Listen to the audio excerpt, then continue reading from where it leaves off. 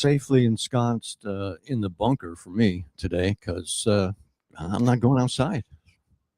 Bill is safely ensconced in the inner sanctum. We're in the apocalypse stage. We are in code red, brother, because it's yellow outside, and I don't go outside when it's yellow outside. So no, nope. Our Yahoo of the week this week. This is episode what, 88, 89, yes. 88. The Onondaga County Legislature. Because if you're going to put forward term limits for the county executive, right, then you got to put forward term limits on yourself too. So I'm all in favor of term limits for both the county executive and the legislature. 12 years, that's good. 12 and you're out. It's plenty. You know, and some people would say 8, but you know, for the county legislature, I can see 12 for both of them. But don't put something up, you know, just for them and not for you. No, I'm glad he vetoed it. Now, if they include it themselves in it, okay. And I did want to, because on Facebook I promised I would tell a story about the Nationals, and this looks like it's going to be hot again, but not nearly as hot as it has been in the past. Because in 2011, it was so hot in the horticulture building that I had sweat dripping off my hands. I didn't get that way when I played sports. I mean, it was so hot. So we were going to bag it. And then they went to the Center of Progress building, and the guys who organized it and bought a air conditioner and brought it over, you know, those things on rollers. And it was cool enough to do the show. And then I got to interview Henry Winkler and Cindy Williams at the same time, which is number 5, by the way, on my list of 5 favorite interviews of all time. They were so gracious, so nice. There's always, anytime Henry Winkler is talked about in the media or by any like talk shows or anything, everybody says he's just the nicest guy in the world. Man, see, he is. He really is. And the late Cindy Williams was the same way. She was great. She was really great to me, anyway. So. And you would do the Artie's party every year. Yep, it was the Pinstripers. Yeah. And they made us a pinstriper thing. I don't have it down here in the bunker, of course, but we're 40 feet underground. I can't bring metal down here. I don't want it detected. You know what I'm saying? So it's a really nice, though. It's a really nice pinstripe logo, piece of metal, really, really sharp. So we had the opportunity earlier to talk with our congressman, and John Mannion had quite a few things to say. Let's see it, Bill. As always, we are really honored to have with us our Congressman John Mannion from his office, by the way, because they're in Washington. Congressman, first of all, is it hot down there? It is hot. It's hot. It's steamy. You hope the wind is blowing. I know we had a record day in Syracuse yesterday. We're looking at 100 today and 101 tomorrow. So, you know, there is a reason many years ago that we broke away out of Congress in August because it's really oppressive. So that's part of the plan here. We've got a couple weeks left to go. And listen, this is important work that needs to be done. So a few walks up the hill in the heat, I can handle. Yeah, absolutely. And there is important stuff that we're talking about. Before we get to issues, we do want to mention Lindsey Graham and his death, and no one knows what's going on with Mitch McConnell. So what is the talk? I want to know what the talk is among lawmakers about that. Yeah, you know, listen, of course, Lindsey Graham, we may disagree, right? But he served this country in the military and then as, you know, member of the Senate, member of Congress for a long time. So we may disagree, but their service to this country, you know, as far as I know, there's a lot of chatter around in the conspiracy space around a trip to Ukraine and returning. But I will leave that frozen alone. You know, I take everything. It's the bottom line is that the Senate is down 2 members on the Republican side. And as we pass things in the House, some of the things that I'm voting against, and I disagree, it's going to be ever more challenging to get consensus over there in the Senate. You know that Lindsey Graham's sister has been appointed to the position, and a special election will occur. or she will serve out her term until the election that exists in November, but the Republicans will have to find a new person to fill that slot on the ballot as Lindsay it was up. So, listen, I appreciate everyone who's willing to step up and do this job. It certainly was unexpected, very influential figure in our government and an influential figure around the world. So, my thoughts go out to his family. We obviously have to continue to do the work, and I think it's a little more challenging in the other house and on the other side of the aisle right now to get things done.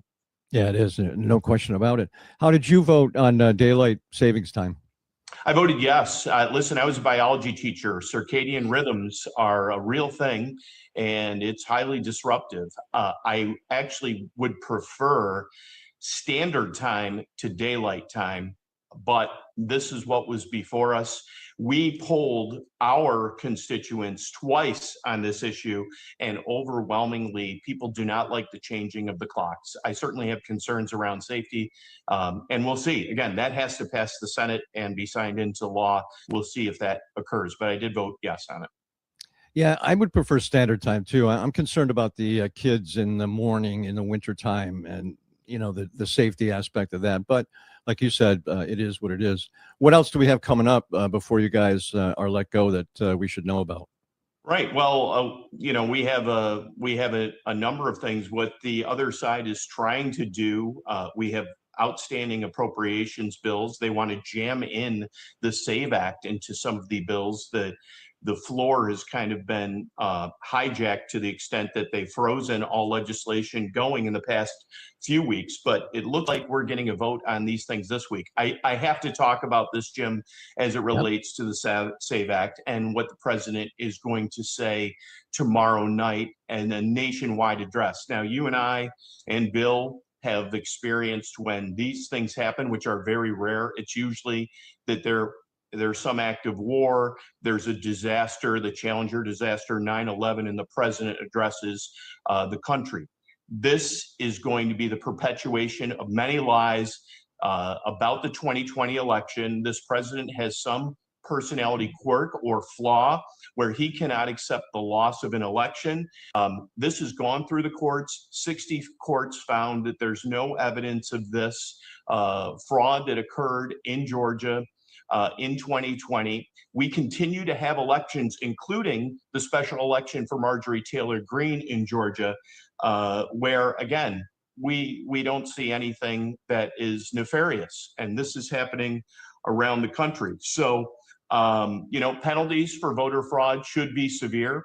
But what we're going to see, and members of the members of the cabinet are going to join the president and apparently present evidence here.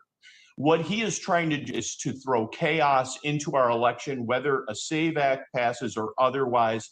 It goes right along with firing the Elections Assistance Commission. We have members of the FBI that were fired because they had concerns about the probe into the Georgia Board of Elections, stating that this was thin on evidence and politically motivated, is what we've seen reported in the press. So this is very dangerous. The president is putting in a very dangerous spot. And because of that personality flaw that I mentioned, he is dragging his own party, which, again, I'm here to work with everybody, but we have elected Republicans who remain silent. I've said this on this show, and this is the core of our democracy. These elections, please say something, stand up and acknowledge that our elections are working. Thomas Massey said it the other day. We have the Supreme, meaning the Republicans, we have the Supreme Court, we have the presidency, we have the House and the Senate, and we're talking about elections being flawed. It makes no sense. So, he's dragging his party, the country, and dare I say the world, into chaos over this.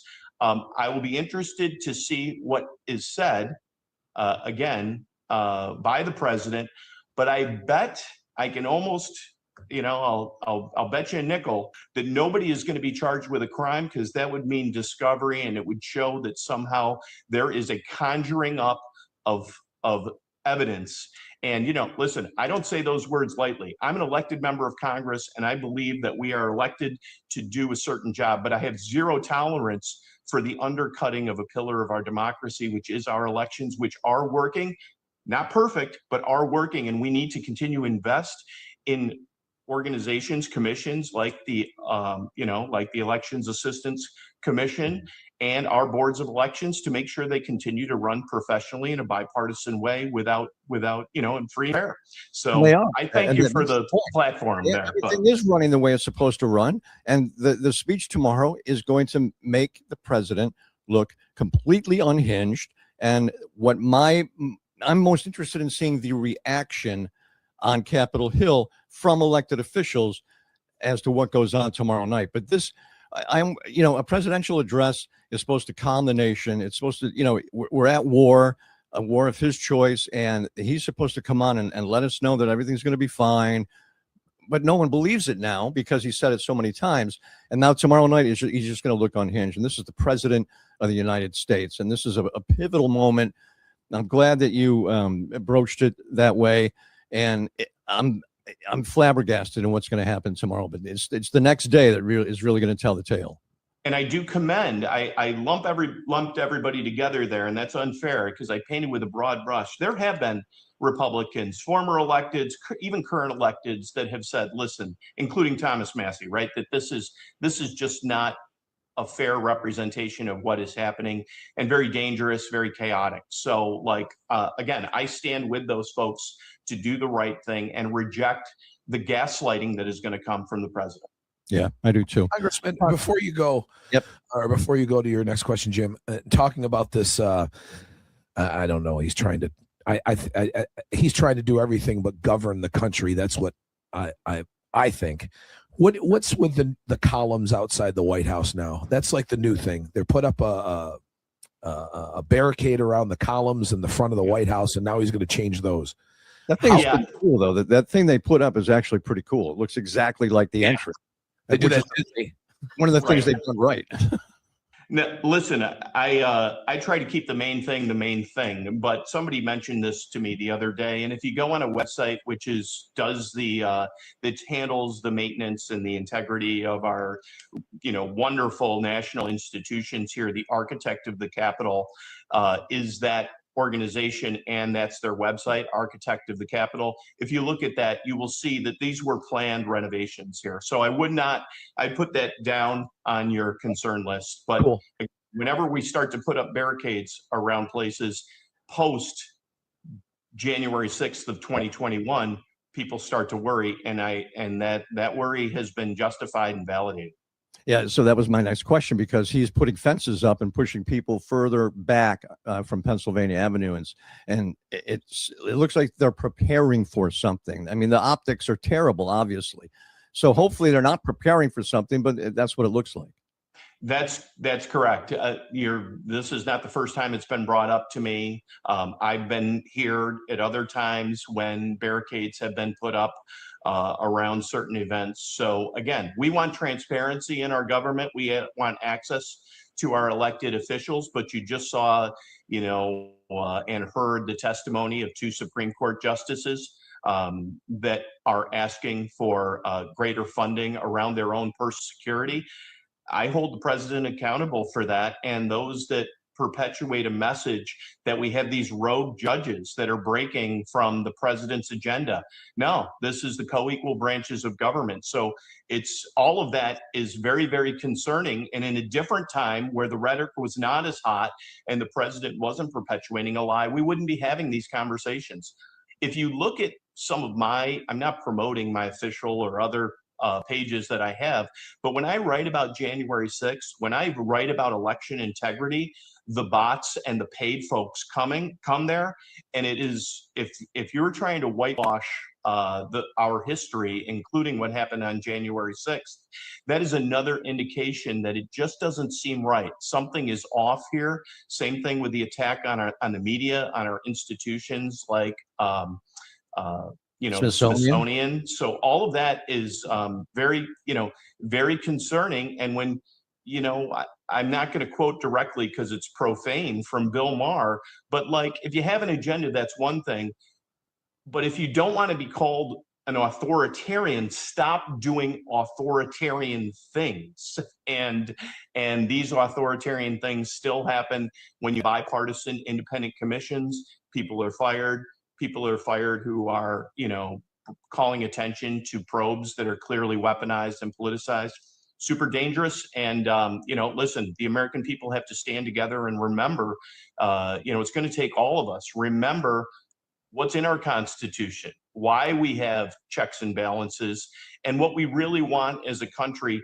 You mentioned, as you started to ask that question, Bill, where are we attacking Social Security right now?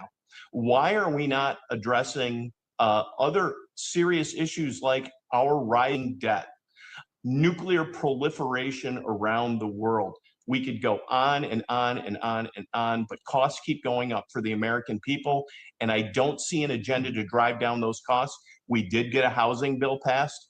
It's one of the things that we can all, Republicans and Democrats, hang our hat on because it actually happened in a time where we're very divided. So I went on a couple tangents and rants, but I appreciate, again, the opportunity to say something around all that.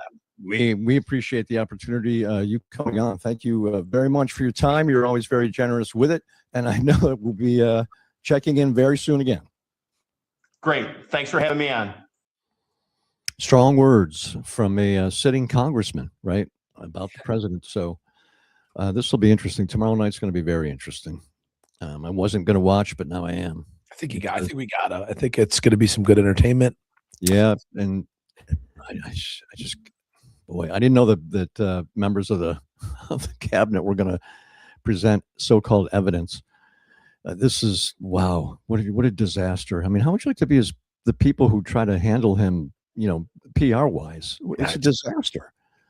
I mean, this has to be coming a little bit from Stephen Miller, I'd imagine. Yeah, because he's out there. He's about as out there as it gets. And if you don't agree with that, then I don't know. Your eyes aren't open.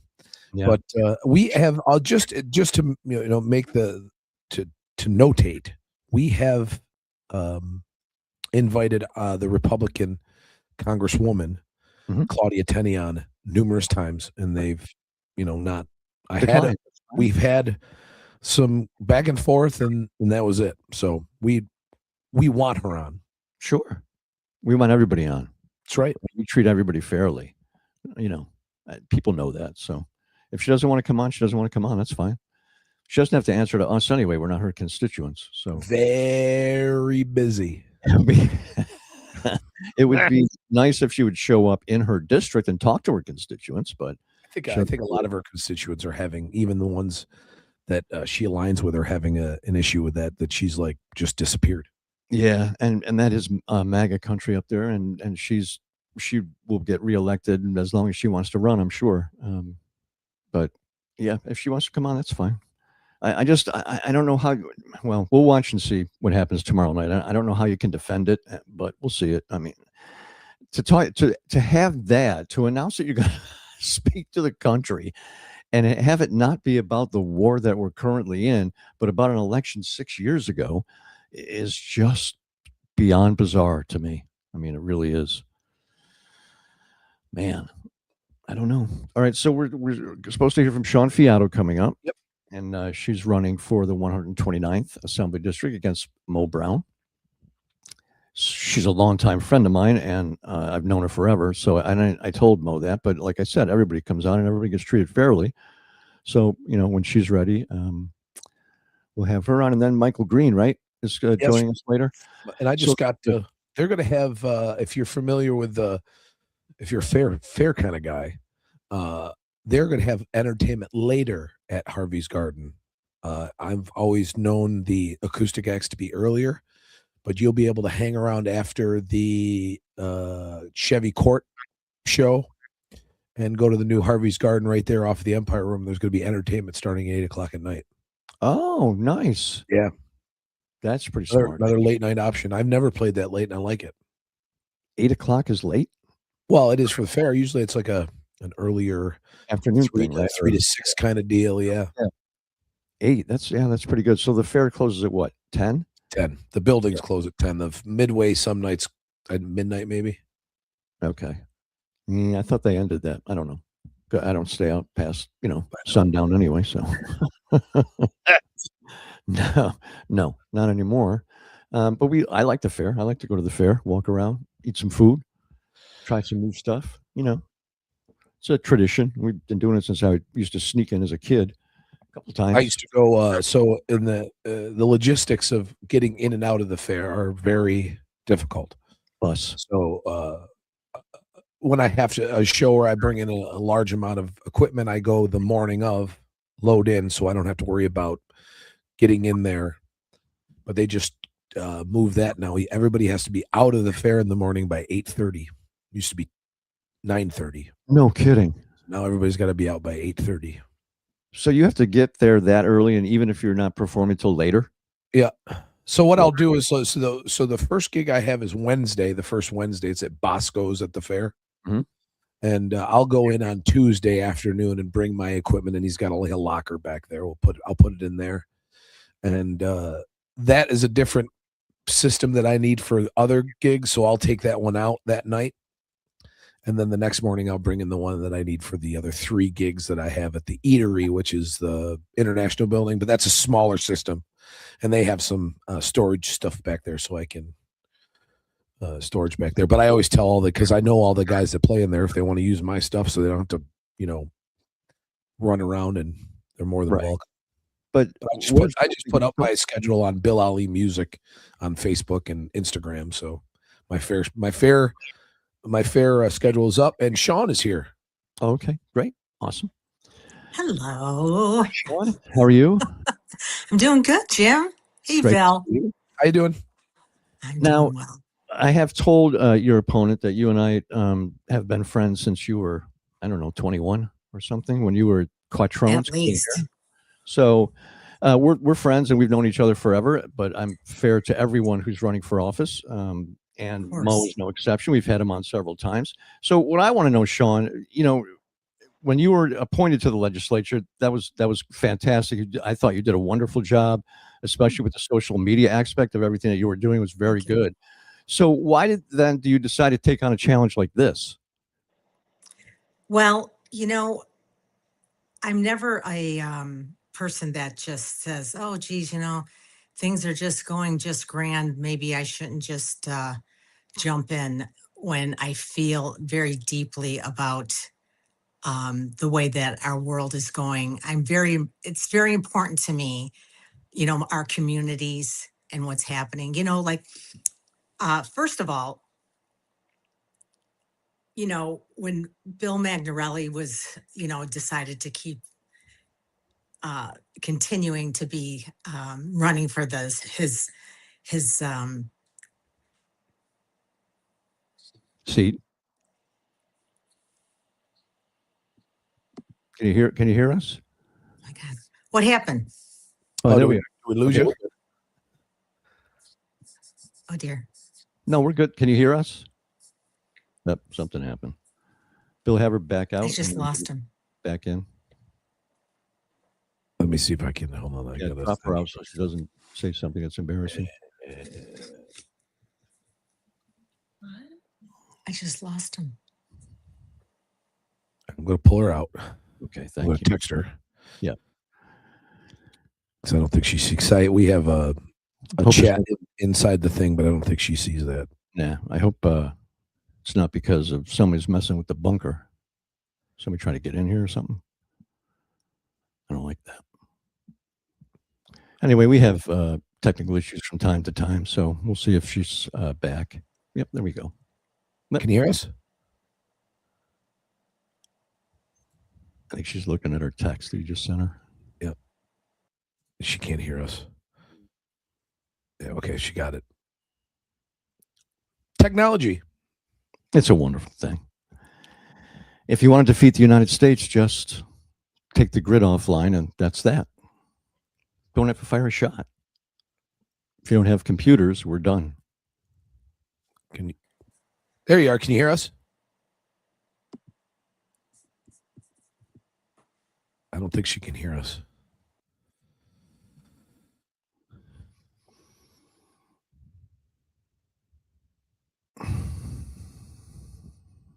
Have you seen, by the way, I checked the 129th district. Have you seen a map of the district?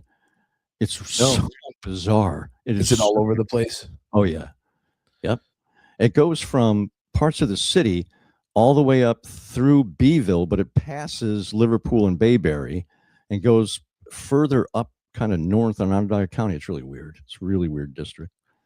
Probably gerrymandered way back in the day or whatever. Well, if she can't, if we can't figure it out, we'll just set her up for another day. I don't want to keep going in and out. She can't. Yeah, she can't. We can see her, but she can't hear us. I think that's We'll figure it out for another day. Tell her not to worry about it. We'll have her on maybe next week. Oh, now she's doing what I told her. Let me try one more thing. Yeah, I told her to click the link. So if you aren't familiar, if you're listening to this, if you haven't seen what we do, we use a program that's kind of like Zoom. It's just it's called StreamYard, and I send a link to the people that we have as our guests, and they're virtually shot right into us. Right. And if you don't have like a stable internet connection, sometimes it'll be a little wonky, but it happens. But it makes things really easy on your end because you can take it and just shoot it to all the platforms, and you can chop it up, and it's great. It gives me, I download it every week, the video and the audio. So we do this live. It's done live on YouTube, and then we'll take the audio, and then I just upload the audio right from the StreamYard right to the podcast, and it's done for me. There's no I have to download it from the program itself, but it's a pretty user-friendly program. So can you just listen to the podcast and not have to watch it as well? Yeah, that's just on just our podcast. Yeah, so normally when we do the show, right after the show is done, there's a download button. So I download the video part and the audio part. When the audio part comes down, I take out. There's a 60-second countdown that we do before we go in. Right. I just kind of take that out, and I normalize the audio so everything's kind of equal, and then I upload it into the stratosphere. Right. The podcast, and it goes to, I only have to upload it once, and it goes to Spotify, Apple, all the major, Amazon. So we can, if you have something, we're there. Right. And then normally, if the best thing we ask to do, if you subscribe to whatever you're listening or seeing us on YouTube or one of the, you'll get an auto. If you subscribe, it'll automatically download to you as soon as it gets lifted into the stratosphere. So you were supposed to perform tonight, right? Yeah, we were talking about it. I was outside for like 15 minutes earlier, and I can already feel my throat. Like, it's brutal. Scratchy. I have to have some water. I'm outside, and they said today that this isn't the worst of it. It's going to be worse as the week goes along, and I'm outside all week. Oh, man, yeah, it's not good. It's brutal out, and for somebody like you who already has issues because of allergies and stuff, yeah, not good. I feel bad for and all the performers who are outside. It's the smoke. No, I can do about 90 degrees. I'm good usually in the 90-degree area for playing out. But they've canceled tonight's Town of Clay event that they do, Clay in the Park. That's been canceled for today. Oh, okay. There's a couple other things that I just saw that have going to be postponed until. This is a big week. This is Nationals week. So right. Wow. A lot of places, like I know that Jammers out, near there is doing, having music for the people that are staying around. Oh boy. So we do have Michael Greene here though with us. Although most people will still come out. The people who have come for the Nationals will still go out. It's just the locals who won't go out in this nonsense. Yeah. I'm not going out. That's for sure. Michael's here. Oh, he's in the Mitzpah. Oh, nice. Okay, here we go. See, this is a guy who knows how to sell stuff right here. Look at that. So this is Michael Greene. He owns Harvey's Garden. It's our favorite place. And now the Mitzpah is going to open, and he's obviously at the Mitzpah. Look at that. That's awesome, Michael. Thanks for having me, guys. Oh, man. So tell us about the space. Yeah, so if anyone's never been in it, it's really, I think, one of the most special spaces in Syracuse. It's a former Baptist church right in Columbus Circle downtown. It's been vacant for about 30 years, and we've been working on it. Tom Serio owns the building, and I'm a tenant in the space, and so we've converted it into a wine sanctuary, so basically a big wine bar, and then it'll be a private event space too. So we think a lot of weddings and kind of those type of events on the weekends. Live music, of course. Yeah, I think we will. We have so much chaos right now. We're trying to figure everything out, but I think at some point we'll add that into the mix as well. So this is the Harvey's Garden concept with wine. We'll also have a beer wall too. We won't have a beer wall. We'll have kind of a traditional bar. So we've got a cocktail bar that has 6 draft lines and cans and those things. So you can get beer, but the self pour aspect of it will be just wine, and it's a different system. So about 24 bottles of wine you can sample by the ounce. No kidding. And it seemed like by your press release that it looks like next week you're going to be open next week. Yeah, the plan is we're going to try to do a grand opening party on Saturday, this Saturday, and then open our regular hours. We're planning to be Wednesday, Thursday, Friday. So we'll be open next week, Wednesday, Thursday, Friday. Oh, that's outstanding. Explain the challenges, Michael, especially in the space you're in right now, because when Bill and I toured, it was still walking down into a sanctuary. Yeah, so just old building, a lot of infrastructure challenges with it. So one of the first things that we had to address was the slope of the floor. They originally built it with the sight lines for pews so you could see over, the family in front of you in church. But when we submitted the plans, it got flagged as being, too much slope, and so like a wheelchair couldn't, navigate it. So we had to actually level the floor. So now it's a flat space inside of it. But yeah, all kinds of, adding kind of the infrastructure to get it up to code was definitely a big challenge. Yeah, and the sprinkler system was a big sticking point, right? Yeah, so there was this kind of canopy ceiling that had stained glass above it that was partially missing, and so that was something the fire department, was looking like sprinklers above and sprinklers below, and then if you add sprinklers above, what happens to the stained glass? And so that took a while to figure out. We ended up having to remove the stained glass in the space, but still really cool ceiling. Oh yeah. Oh, that's too bad you had to remove that stained glass. That was spectacular. But I know the room itself is just going to be incredible. I mean, you've described it as one of the most beautiful rooms in Syracuse. Yeah, I totally stand by that. I think you look at pictures of the church when it was, built the way it was supposed to be, in the 1950s, it was beautiful. But what's interesting about it now, I mean, it's had kind of decades of decay to it. And so it has kind of like a Roman ruins vibe to it that's unique. And so there's just really nothing like it. And we really tried to, when we were doing the architecture, we were doing the plans for it, try to be honest about the story of the building, which is that it's this spectacular space that has had some down times. And we tried to lock in basically the way we inherited the building and make it safe, but then leave it like that. So there's really nothing like it anywhere you're going to go. Yeah, Bill, we were awed by it when we were there. Oh yeah, 42 days away from the fair. Is there any updates on Harvey's Garden out at the fair? Yeah, I mean, we're chugging along on that too, so it's busy times for us. But yeah, we're working together. We're doing a cocktail menu. We're going to try to do New York State themed, so like different themed cocktails for different cities in upstate New York and around the state. We're going to do a wine slushy. We're working on a competition, so we're going to pick 2 and then have it be like a mock political campaign of like a pickle one and a blueberry one, and try to do like a fun campaign that way. Awesome. And then the self-pour beer wall is supposed to arrive next week, so we're going to have a small 8-tap self-pour beer wall that'll be right in the Empire Room. And then the other thing we're doing too is working with the state fair to program the room itself. So there's going to be some fun things in there. The arm wrestling competition for New York State, like those kind of things that'll just be interesting and fun. So it'll be good. And we're going to do our show one day there from Harvey's Garden. Yes, that's true. We'll be there. Yeah, live. that would be awesome.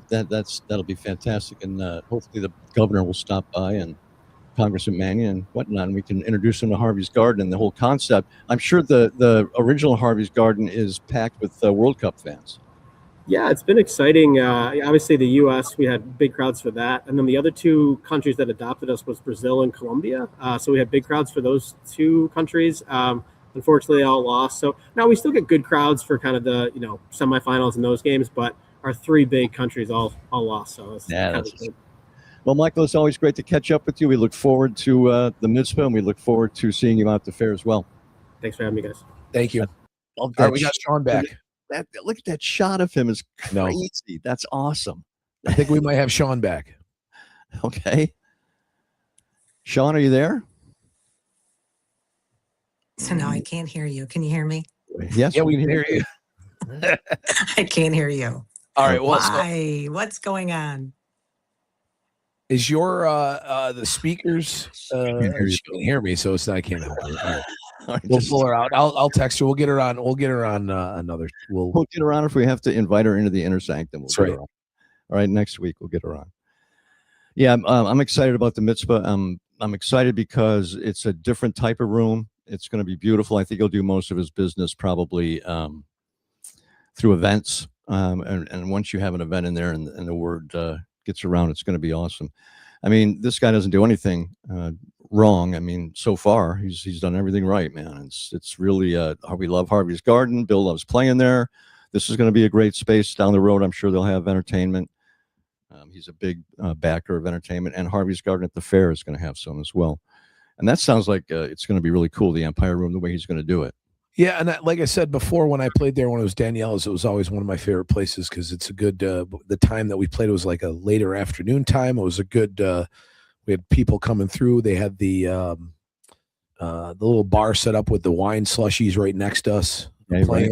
And it was a good vibe. And I think this is good to have that same kind of good vibe.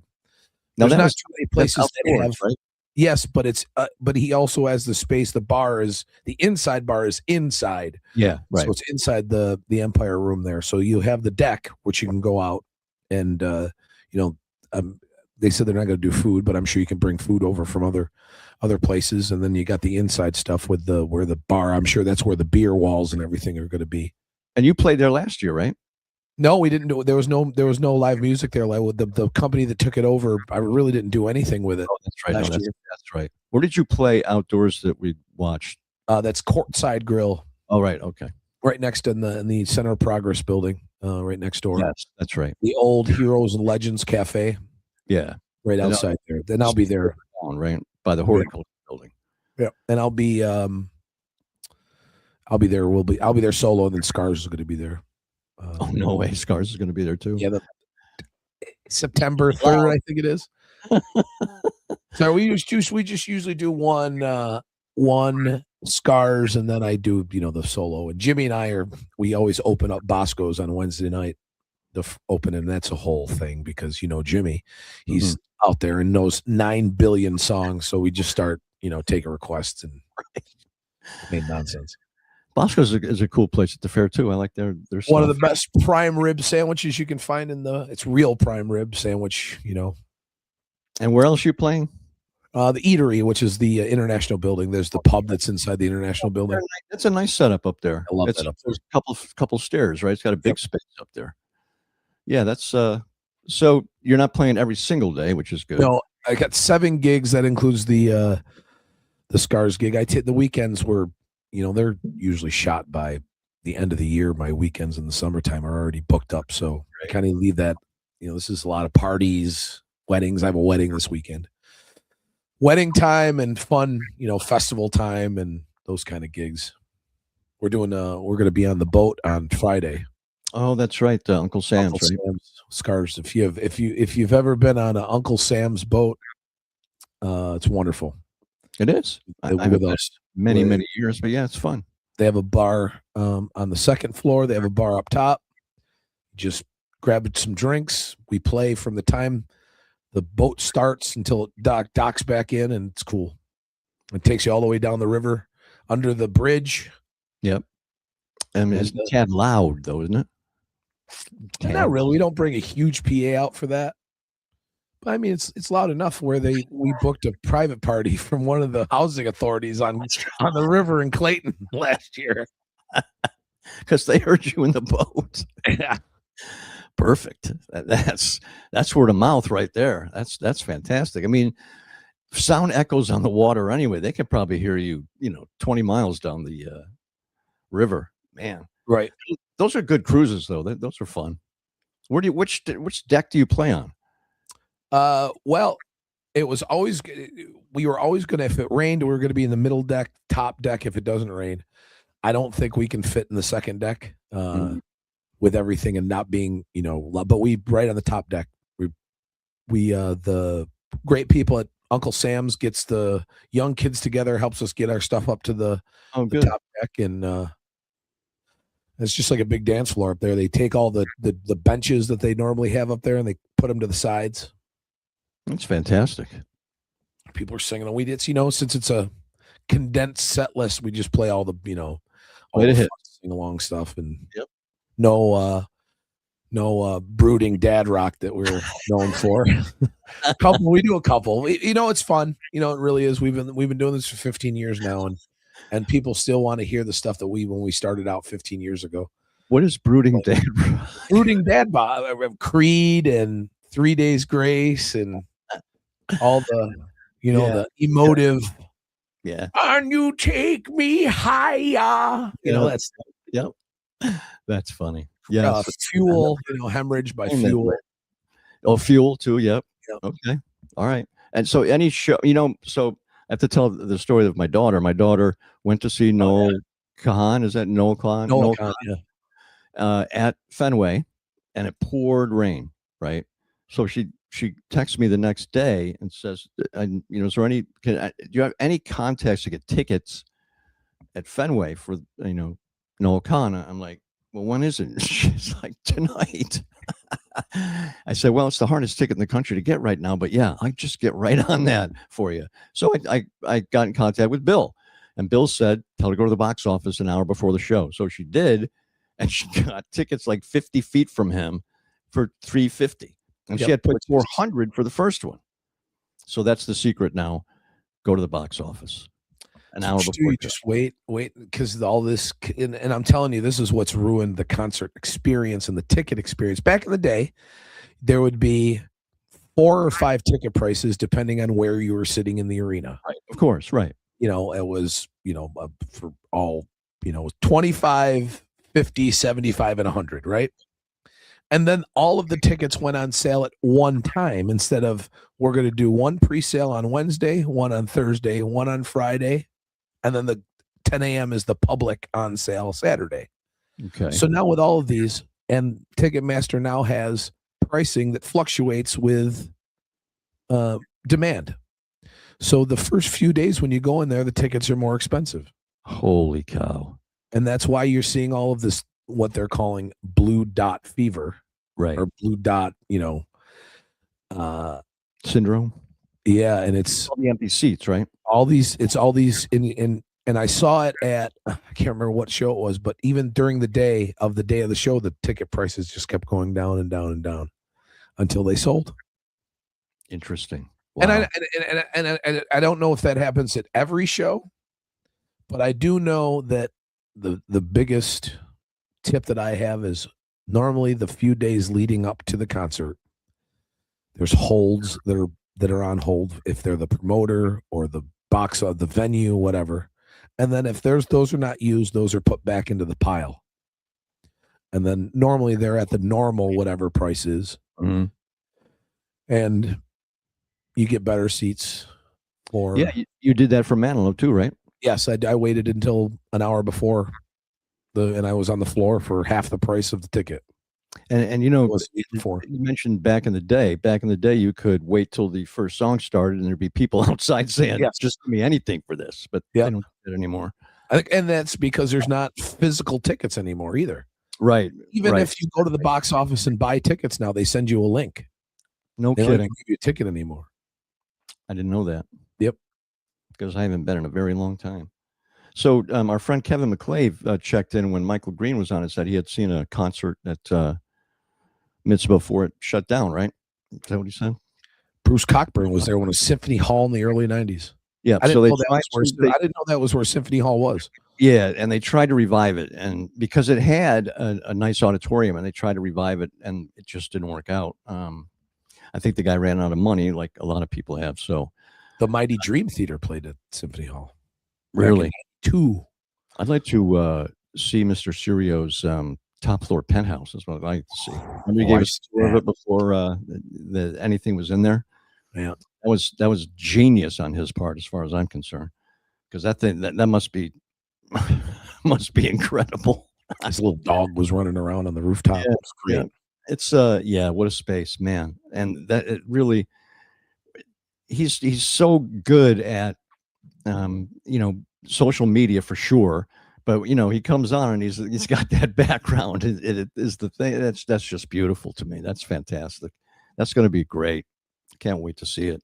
Now, parking's an issue, of course, because you have to park in a lot down the street, or maybe you can find some street parking in the area, but it's tough. But that's what you live with when you open a bar restaurant downtown. Although it's right down the street from Noble Cellar, which is really going to help them. Oh, you know what just else opened in the Inner Harbor, the infamous Peacock restaurant that was here in Cicero for a while. Yes, yep.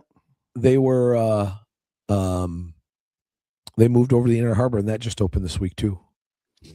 The restaurant that's in that space now is really good. Kenzie's. Oh yeah. So you got Kenzie's there, and it's right next to Twin Trees in that plaza in Cicero. And those are good, real good. I love Twin Trees pizza. But we went to the Peacock when I was out there, and the food was good, but we did a martini flight. I didn't realize it was like $30. So yeah, we didn't go back. But now that they've opened in the Inner Harbor, we'll check it out. Yep. I love the Inner Harbor now. It's nice, man. Ever since we went to that, I went to that festival. But the only thing I had, the only problem I had with the venue at Beacon Skiff. Yeah, talk about you went to Jazz Fest. Jazz Fest, yeah. So around where the buildings are, on the 1911 tasting room and all that, there's ample shade. It's really nice. You could hang out there if you want, whatever. They had bands in the 1911 tasting room area, really good jazz bands before the main stage opened. So when the main stage opened and you went out there and there was the VIP area, everything is in the sun, direct sun, brutally hot. So they need to do what now they don't. I know they don't have very many daytime concerts out there, but they should do what the Eat Local Festival did and just have one big long tent just for shade. Yeah. Put seats underneath or whatever, just for shade, because it was brutal. So we went, sat down, decided, yeah, we'll come back when it's closer. Came back. It was for the Zydeco band. That was really good. But Frank opened up the VIP area to everybody because there was hardly any people sitting in it. So everybody came down. It was good. It was great. Then everybody left, and then Gunheld came on, and it was just amazing. She's the most amazing musician that I've ever personally witnessed. It was just incredible. It was a great show. But then I left. My friend stayed for Trombone Shorty, which the show is spectacular. Now, how was your in and out? Easy as pie. Now, because I didn't stay, okay, so going out it's going to take you a little while, but it's not going to be an hour. It's anything like that. It was much quicker. Now, going there because it's an all-day festival was easy. There was no traffic at all, and the parking was right there, right on site. So I thought it was great. But my whole thing would be, if you're going to a show out there, just go early. That's all. Get there early. You're parked right there. In and out. It's easy. It was great. It was really fantastic, and I think that's the new venue for the Jazz Fest. So I went to the On Center Theater on Thursday and saw Vince Gill sold out. Oh man. He started right at 7:29. Lights went out, came out. They all come out together. He did not end until almost 11 o'clock. No way. He played I played for 3 hours and 10 minutes with no break. Now I saw him in Rochester last tour, the last leg of the tour. He had a 20-minute break in there. Instead of doing the break, he went through the entire band, and they did the two guitar players had a record out, so they each did a song. The backup singer did a song. The two guitar player backup dudes are in a bluegrass band. They did a Blue Moon of Kentucky. Oh, no kidding. And he's sitting on stage playing, but it gives him a little break to, and then they got done with that, and the last hour was just hit. Wow. And you do some gospel? Oh yeah, don't go rest high on the mountain. He did that. Yeah. And Nice. a lot of his ballady stuff has that gospel tinge to it anyways. Yeah, it does. Did Amy show up?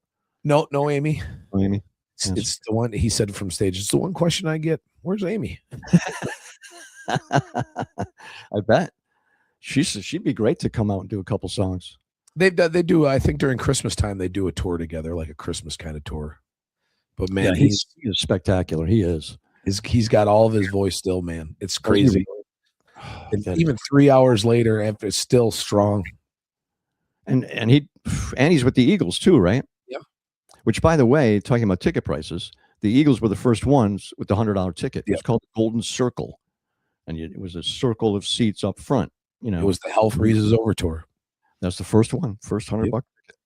And First Aerosmith, time what's that that? was the first time I paid $100 at the grandstand. $100 at the grandstand. Really? Aerosmith. Yep. Because they said we're done. We'll play for $1 million, and then they started giving them $1 million, and they played for another. I don't even know how many years. I think they're done now, right? They say that, but they never really got to do that farewell thing because Steven got sick. So I'm sure at one time you'll see kind of like a last hurrah, maybe not a tour, but like a last hurrah kind of Plus, thing. they can charge $1,000 a ticket, and That's anybody now these days. yeah, it is. That's still a con. Yeah, I'm sure somebody did pay $1,000 to see him because they don't know the trick. So every day starting on last Tuesday or Wednesday, I called the Philadelphia Phillies box office to try to get one ticket to the home run. I've always wanted to go to the home run derby. Always wanted to go. Okay. So every day, nope, try back. I finally get in. They're like, oh, yeah, we got some. $450. Mm. And that wasn't scalper price. That was what they were charging for lower level seats. Then you got to get a hotel room. Yep. Because you're not driving 5 hours back at midnight. And you know that those are jacked up in that area because of what's going on. Oh, way up. Yep. Oh, absolutely. You wouldn't even be able to stay near Philly. You'd have to go. I don't even know. Wow. I had fun watching it on my 86-inch television. This whole Netflix thing needs to stop. They need to find something else. Yeah. What's going on with that? The play-by-play is awful. They still haven't figured out the audio on it. No, they haven't. They do these weird shots and they go in and out of things. Yeah, I agree. I just want to watch baseball, which the home run derby was about as best as you get. It ended up, Schwarber was up. He had 11 home runs in the last round, so he only had 15 swings. He had 11 home runs. The kid from the Cardinals who won, Jordan Walker, was at 9 at the last pitch, and he hit extra balls going into it and beat him. Because you get the last pitch, you get extra as long as you keep hitting home runs. Wow. I like those rules too. I like the new rules. Yeah. Those are very good. So you only get a certain number of pitches, and every single pitch counts. Before you could foul off as many as you want. Every single pitch counts now. The only ones that don't count if you let them go. Yeah, every swing counts. Not every pitch, every swing. Yep. That's great. I like that.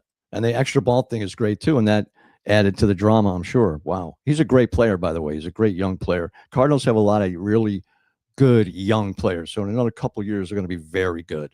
They had Bobby Abreu on some of the commentary. So Really? he was there. Yeah. I like him. I always like Bobby Abreu. They had the hype guy. Will Ferrell was the hype guy. He introduced the player. And this was part of the audio. He's yelling in the microphone, so it's over modulating. That's all you can hear because he's going to be in some movie that's going to be on Netflix. So they have to have that's their thing on Netflix. They do it with WWE too. So if like there's a movie coming out, the lead guy will be on WWE being an idiot or something. Yes, right. Stupid. All right. So next week we'll try to get Shawn in. Maybe we can try stuff out before we. Yeah, I told her we'll get her first up so we can make sure that she's all set and ready to go because we don't want to that'll just distract us from what we really want to talk about. So definitely, absolutely. All right, we don't have a featured artist. So I wanted to use. Yeah.